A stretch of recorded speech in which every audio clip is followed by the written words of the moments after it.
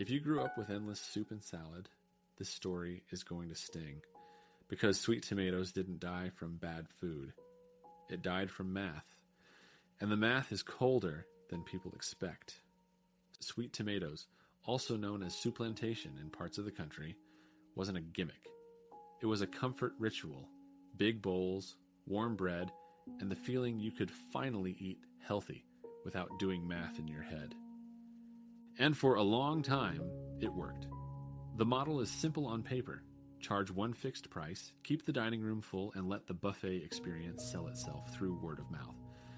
The problem is, full isn't a vibe. It's a threshold. Buffet economics have a secret weakness. The moment your volume dips, everything that used to be efficient turns into waste. And waste is basically a silent invoice you pay every single day. Spoiled produce, half-full soup pans, and labor hours you can't get back. Wait, let me reframe this. It wasn't one bad decision. It was a business that needed normal conditions to survive, and normal stopped showing up. Think about what Sweet Tomatoes sold. Fresh produce, soups that have to stay hot, baked goods that go stale, and a staff constantly resetting the line. That's labor, perishables, and utilities. 3 cost categories that don't forgive you when traffic is light. On a packed lunch rush, those costs are spread out over hundreds of plates. But on a slow day, you still need the same soup pots, the same salad prep, the same cleaning, and almost the same staffing. The customer count changes. The cost base barely does. Now add the buffet promise, unlimited. If your price is fixed, your only safety valve is volume. You can't quietly raise a burger by $1 and call it inflation. Your whole value prop is the fixed price. And fixed price businesses hate volatility. And here's the part people miss. Unlimited is not generous. It's a bet. You're betting most customers won't fully cash in. When conditions are stable, the bet is fine. Most people eat 1, maybe 2 plates. But when your customer mix changes, or food costs spike, that bet starts losing. And it loses fast. Because the outliers show up exactly when you can't afford them. Then came the 1-2 punch that kills buffet chains. Sudden drops in dine-in traffic and increased friction around shared food lines.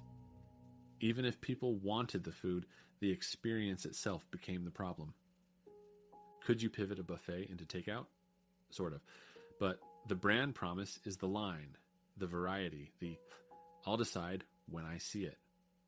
Takeout turns that into pre-packaged portions. And now you're competing with every salad place on the planet with none of the buffet magic. Here's the thing, though. It's not that Sweet Tomatoes was bad. It was just fragile. And fragile businesses don't get a graceful decline. They snap. Once you're losing money, your options get ugly. Cut labor, and the line looks worse. Cut variety, and the brand is gone. Raise price, and your good deal story collapses. You can do 1, maybe 2, but you can't do all 3 without losing the room. To understand why, you have to zoom out. Restaurants live and die on a number most customers never hear. Contribution margin. It's the money left after food and direct labor that pays rent, utilities, and everything else. Buffets need that margin every hour the doors are open. If you're selling a salad bar, your inputs are volatile. Lettuce prices swing, chicken swings, dairy swings. And with a buffet, you can't quietly reduce the portion without the customer noticing. You have to keep the line full. That means you prep for a crowd, even when the crowd doesn't show. And once volume drops below a certain threshold, you get a doom loop. The buffet looks less fresh. Guests leave slightly less satisfied. Reviews soften. Traffic drops more. And because your costs don't drop in the same curve, the losses accelerate. This is why restaurant nostalgia is so brutal. You remember the vibe. The company remembers the spreadsheet. Could it ever come back? Maybe. But a comeback would need a new model. smaller footprints, fewer items, tighter hours, and pricing that can flex with costs. In other words, the exact opposite of what made it feel magical in the first place. Sweet Tomatoes didn't fail because people stopped caring. It failed because the buffet model is a high-wire act. It looks effortless right up until the moment it isn't.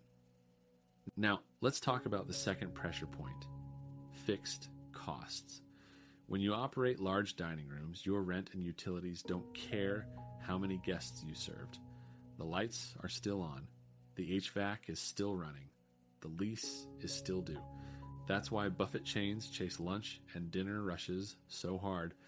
They need dense traffic windows to subsidize the slow hours. If those rushes get even a little softer, the whole day's economics tilt negative. Third, food safety and consistency. Buffets have to overproduce to look abundant, but abundance creates exposure. The longer food sits, the more you throw away. And the more you throw away, the more your one fixed price gets squeezed. And yes, customers notice. The line looks tired for 1 week, and suddenly nostalgic becomes declining. When people ask, why didn't they just raise prices? The answer is, they could have.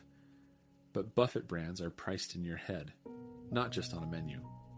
Push too hard and you lose the deal story, the one thing that makes the trade-off feel worth it. So the company gets trapped: raise price and lose traffic, or hold price and bleed margin. Meanwhile, the competitive landscape changed.